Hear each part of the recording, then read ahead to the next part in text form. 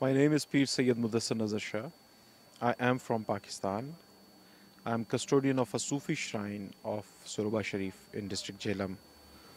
I am chairman of Sufi Council, which is a global platform of Sufi leaders. Also, I am president of Sufism Arts, Culture and Heritage Institute, which is known as such institute in Islamabad. There is Sufism is the mystical expression of Islam. And this is not only limited to Islam. We believe that Sufism is the essence of all religions. So every soul who has a mystical experience is a Sufi soul. And everyone who has a mystical experience, whether he or she belongs to Muslim traditions, Jewish traditions, Christian tradition, Hindu tradition, or Buddhist tradition, Sikh traditions, but when they say that they are mystics, we consider them Sufis. No, Islam, I don't believe that Islam is a radical religion. Muslims, a few Muslims, a small group of Muslims, they are radicals. And unfortunately, because they are radicals, they are loud, they make news, so they become the face of Islam in front of rest of the world. So people consider them Muslims or representation of Muslims and Islam. So this is not fact. Islam is a peaceful religion. Muslims are peaceful, like we are 2 billion people. And out of 2 billion people, if you see the ratio of radical Muslims, that is not even 0.001%. But unfortunately, because they make noise, they make news, so they become the face of Islam and Muslims, which is not truth. Okay, thank you. Tell me what you doing in Israel. That's a good question. I am visiting Israel to my friends, to my Sufi communities on the invitation of JCFA, Jerusalem Center for Foreign Affairs. Last year they launched my book in Israel, which was very warmly received by the intellectual circles and the communities in Israel.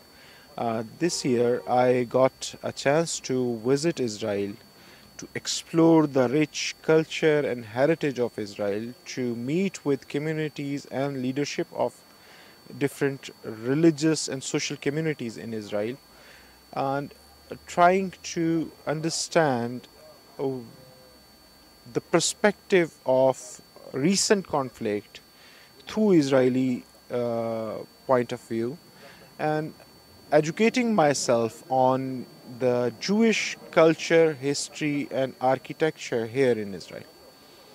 So you learned something new, something surprised you in this visit, in this visiting?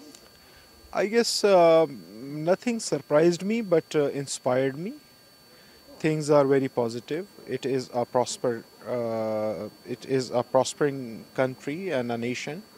I found it struggling with the problem of terrorism. As a Pakistani, I know what terrorism is. We have gone through that, and unfortunately, this nation and this country is going through that. And my best wishes to every peace-loving person on earth that they live their life peacefully, which is their basic right. They prosper, and their future of their kids should be protected. And I am very clear about one thing, that there is no place for terrorism anywhere in the world, whether it's not on the name of nationalism or religion or some political agenda, which most of the times terrorists cover with the religious cover. So zero tolerance for terrorism, no support for terrorism. It's my conviction that terrorism cannot bring any good to anyone. It will only bring the destruction. Yes, we have problems. Yes, we have difference of opinions. Yes, we have different thought processes. We have different logics. The best way is to resolve conflict, to sit on the table of negotiation, try to convey your point of view to opponent and try to understand where he or she comes from and try to work out with some solutions through dialogue, through positive engagement. That is the only way to go forward. Yeah, it's my book, Whispers in the Stones, Sufi's Quest Through Time. This book is about the rich religious cultural heritage around Islamabad. In last 3,000 years, we find 8 religious footprint around the region of Islamabad, where today the capital of Pakistan is situated.